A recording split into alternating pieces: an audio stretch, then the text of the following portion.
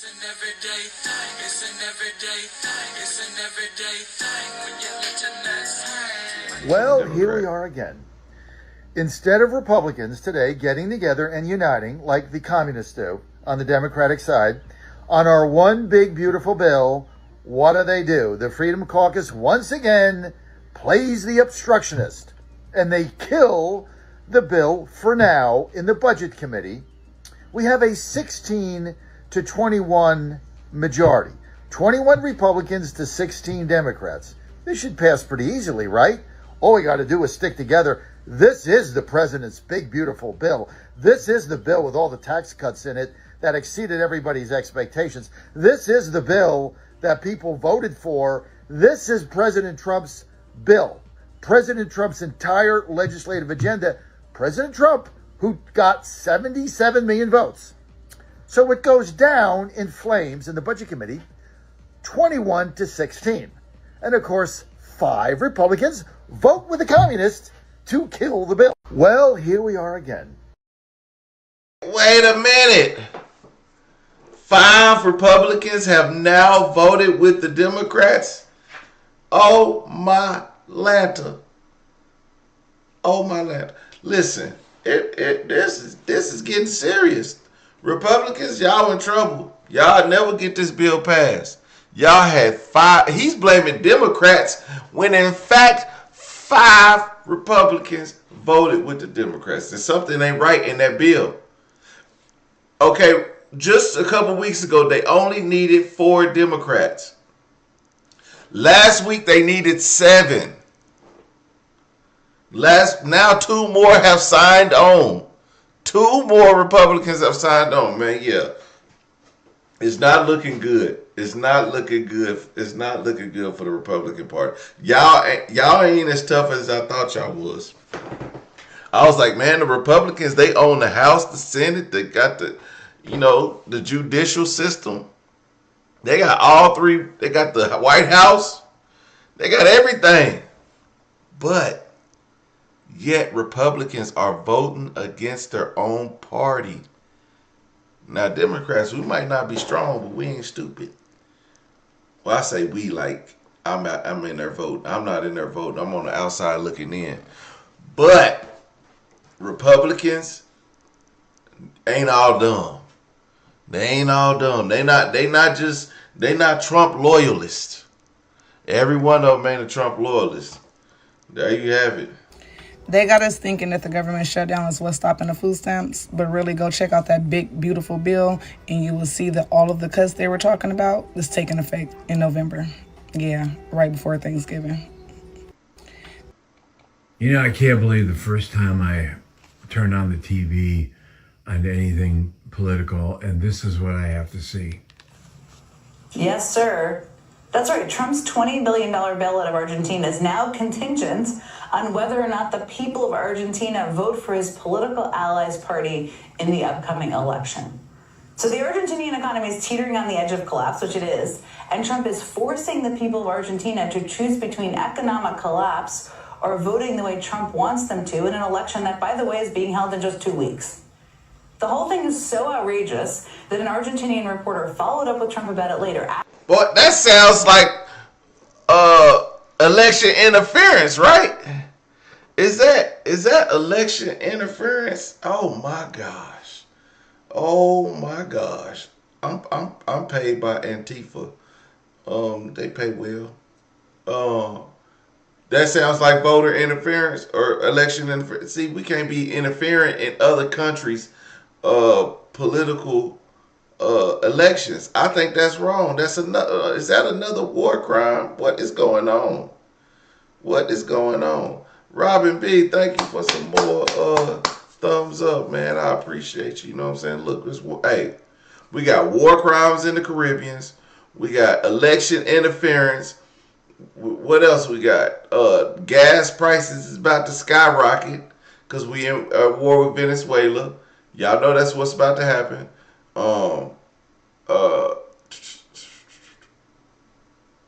The government shutdown, how could I forget that? No food stamps for November. Healthcare is on the brink of skyrocketing.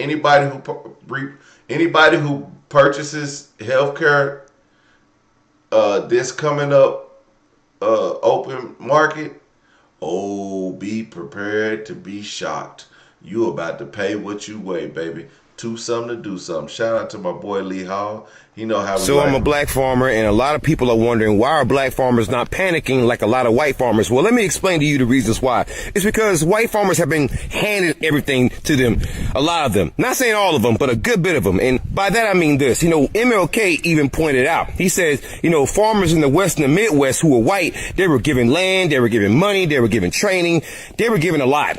Whereas the black farmers weren't given anything, and the largest civil rights settlement in U.S. history is Pickford v. Glickman, where you had a class action lawsuit, bunch of black farmers all joined the lawsuit, and they won a huge settlement because the USDA was shown to be racist for decades. So because black farmers haven't been given anything, we've been learning to do without, unlike your white farmers. So when things are taken away from you, all your subsidies, all your tax breaks, guess what? You panic. Whereas we've always been going through this shit. So there's problems in privilege. So I'm a black farmer, and a lot of people. I uploaded all 816 pages of the Big Beautiful Bill Act into ChatGPT, and I said, what are your thoughts on this bill altogether? Really give it to me. Don't hold anything back. And here's what ChatGPT told me. This bill, H.R. 1, the One Big Beautiful Bill Act, is not just aggressive in scope, it's a direct and deeply strategic attack on the democratic architecture of the United States. It masquerades as administrative efficiency and fiscal responsibility, but underneath it's a comprehensive blueprint for executive consolidation, ideological control, and systemic disenfranchisement. Here's the blunt truth. It's authoritarianism wrapped in bureaucratic language. H.R. 1 is what happens when an entire governing philosophy is based on dismantling government unless it serves the powerful. Every single chapter of this bill either centralizes executive authority, defunds regulatory agencies, strips away civil protections, or shifts the burden of governance onto the most vulnerable people in society. Expedited deportations without judicial review, that's not about efficiency. That's about eliminating Butterfly in the sky, I caught him. constitutional oversight to build a machine that can operate in darkness. Cutting independent agencies like MedPAC or the Social Security Advisory Board, that's not reform, it's removing the brakes from a runaway train. Silencing classrooms and ending DEI funding, it's a cultural purge designed to codify a narrow, exclusionary worldview into national education policy. This isn't conservative governance, it's counter-democratic engineering. It's systemic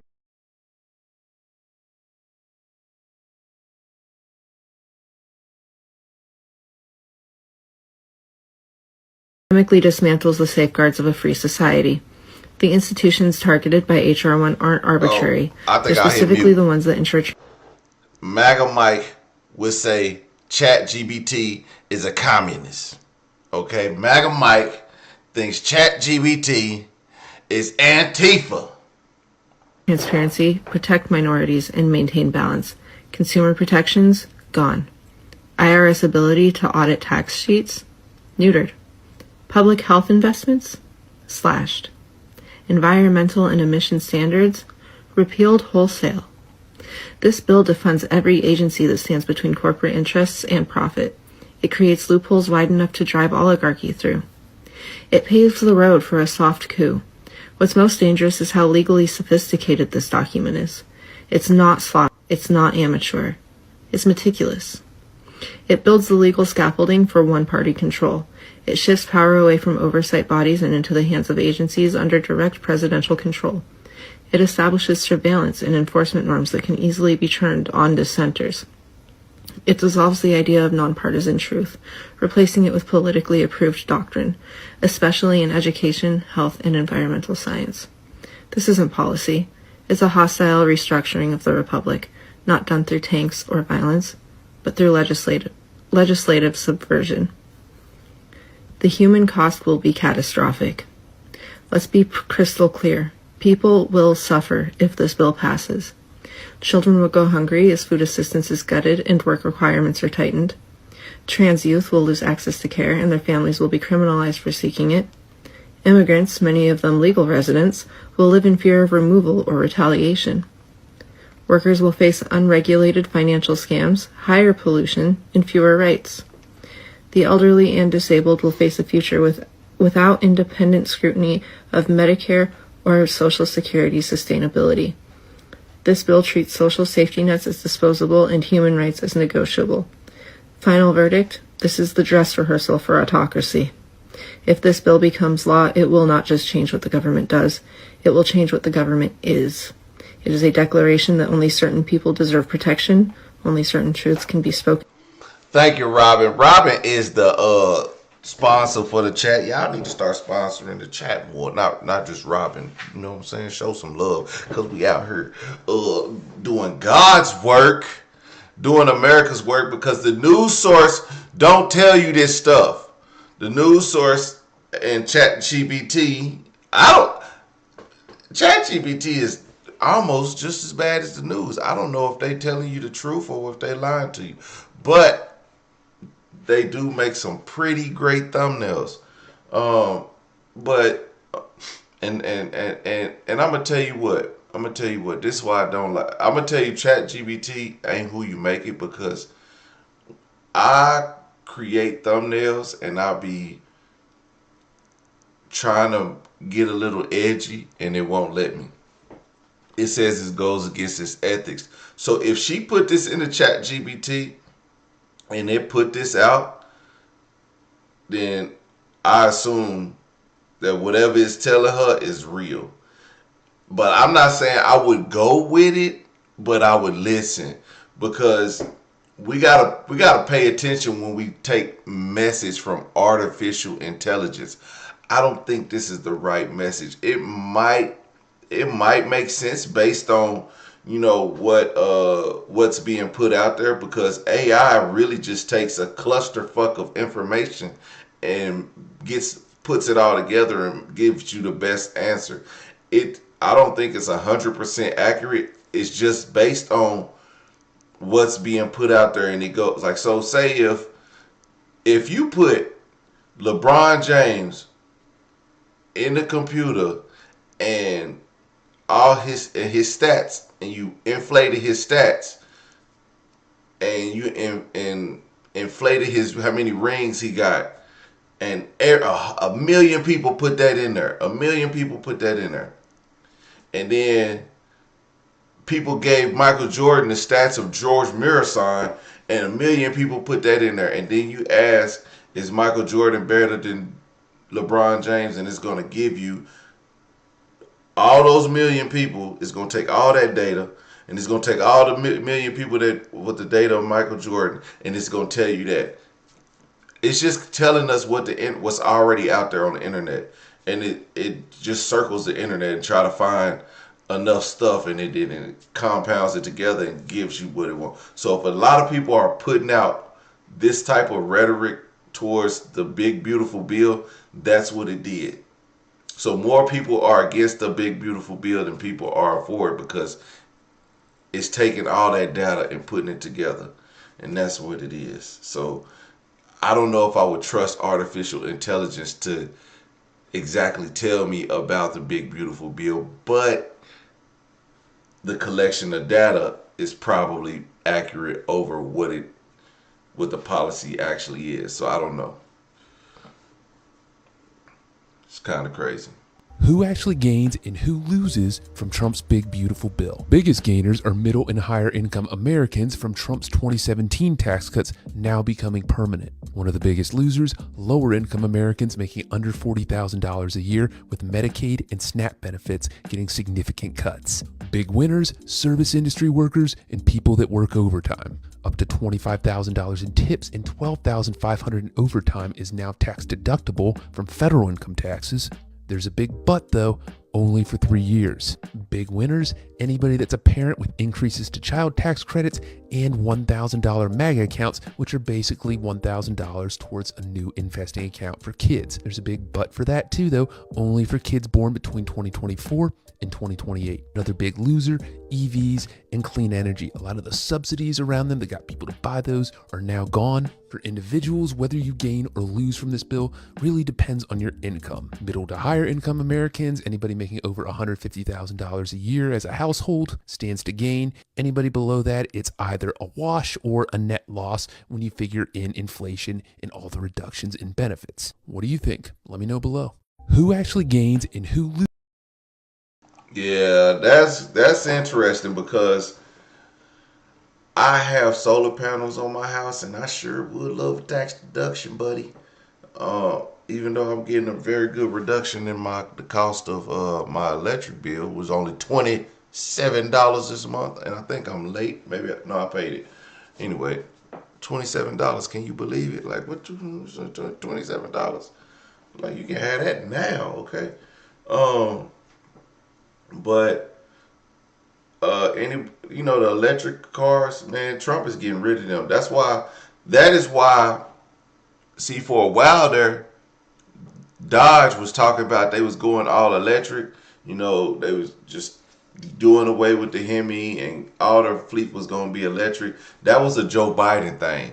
When Trump got back in office, they was like, hey, spin them wheels again. We get a new V8 coming soon, okay? SEMA, you going to, Dodge is releasing a new V8. You know what I'm saying? We might see that Plymouth that we've been waiting on for many, many years.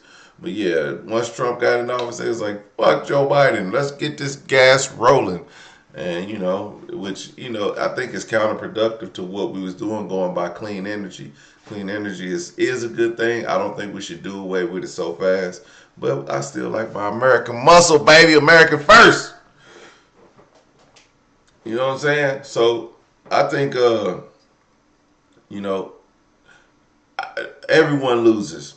No one gains. No one gains. Yes, the rich will have more tax cuts and tax breaks and things of that nature, but who cares? They're rich anyway. Like, it's not really like that's hurting them. You know what I'm saying? It's us that's hurting. Like, every one of us hurt. I want people to stop worrying about rich people. Bernie Sanders gave a speech, and he was talking about Mark Zuckerberg and Elon Musk and all the other billionaires. Man, stop focusing on them. Stop focusing on them. I'm sick of talking about damn billionaires. It's so annoying. Like, they already rich. You're not hurting them. Just shut the fuck up and talk about let's talk about what we doing. Like, how we gonna survive.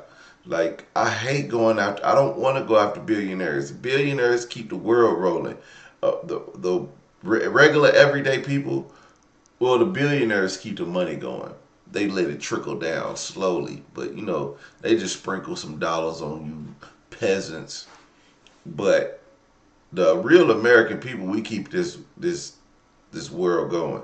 So if we don't get some light at the end of this tunnel, which is this big beautiful bill, then we're gonna be in trouble. Because once this bill passed, we're gonna be in trouble, and it don't seem like they gonna. I think it's 5 Republicans that flipped already, and I think they want to try to flip some more Democrats, which I think any Democrat that does flip is weak, as they always been.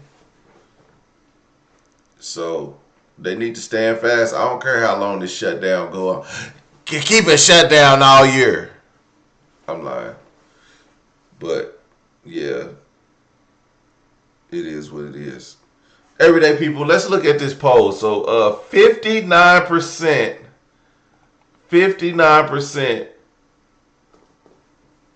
say Trump is not doing a great job as president.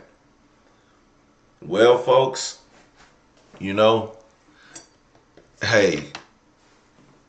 the man is our president, but he's not a good one. The people have spoken.